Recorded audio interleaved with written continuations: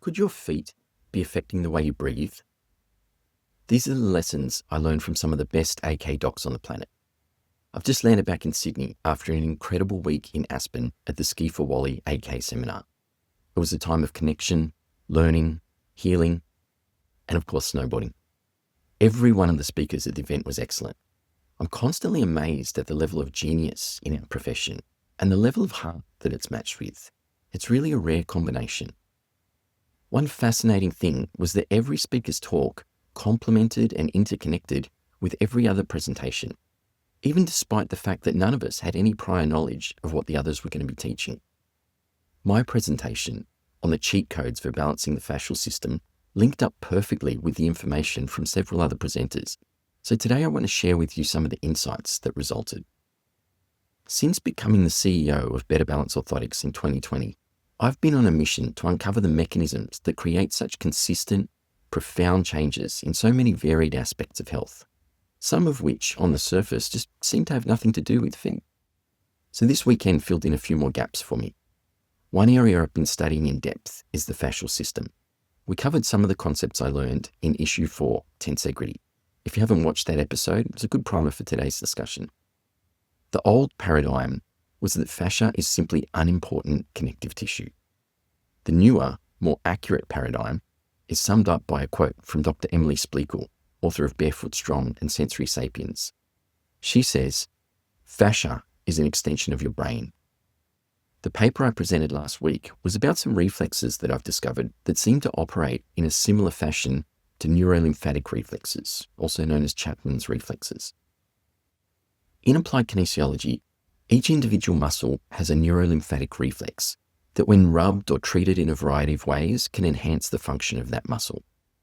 The difference with the reflexes that I've developed is they seem to influence entire myofascial trains, as described by Tom Meyer in his book Anatomy Trains, rather than just one single muscle. These myofascial trains or anatomy trains describe how the body absorbs and transmits force in a coordinated way.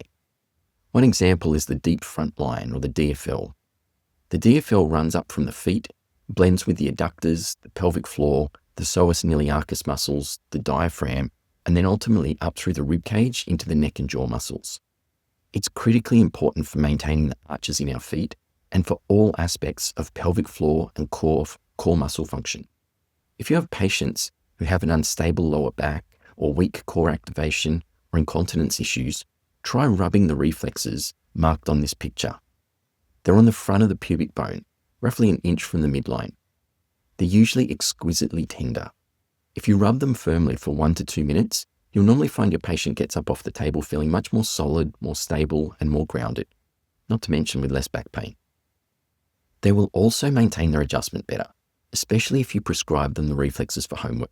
Just have the patient rub them twice a day for 2 minutes until they're no longer tender, which might take weeks or even months.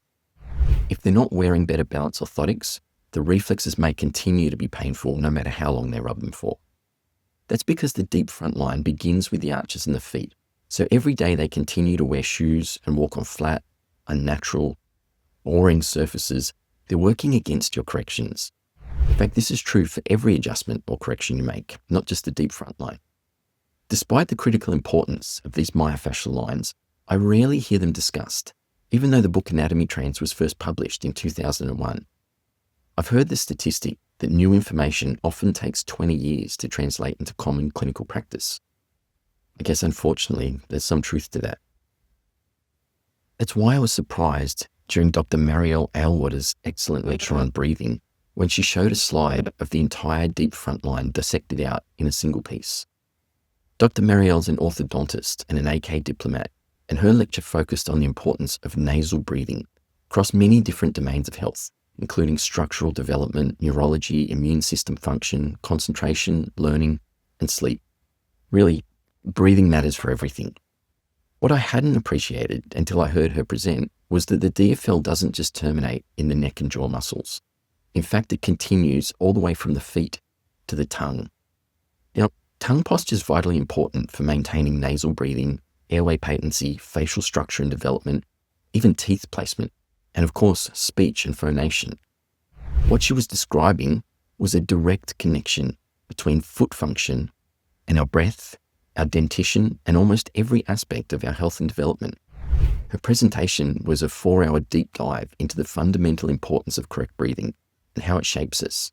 If you're interested, another resource I highly recommend on this topic is the book Breath, The New Science of a Lost Art by James Nestor.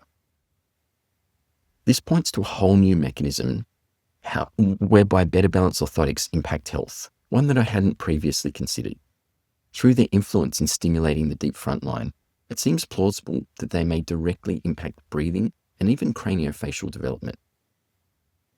It also provides another possible explanation for the observation that children who wear them seem to concentrate and perform better at school. I'd thought this was just due to better neurological stimulation of the brain via the feet.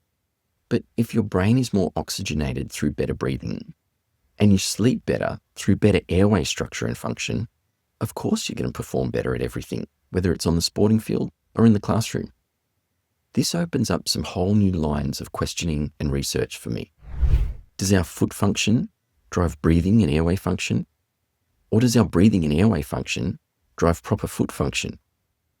Like so many things in the body, I suspect that the influence is bidirectional, with each one influencing the other.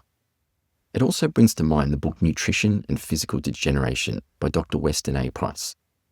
For nearly 10 years in the 1930s, Dr. Price travelled the globe, including to some of the most remote places in the world, comparing the health of modern, westernised populations to that of indigenous populations. What he observed was perfect dental arches, minimal tooth decay, high immunity to tuberculosis, and overall excellent health in groups who ate their traditional indigenous foods. He found that when these people were introduced to modernized foods, such as white flour, white sugar, refined vegetable oils, and canned goods, signs of degeneration quickly became evident. Dental caries, deformed jaw structures, crooked teeth, arthritis, and low immunity to tuberculosis became rampant in those populations.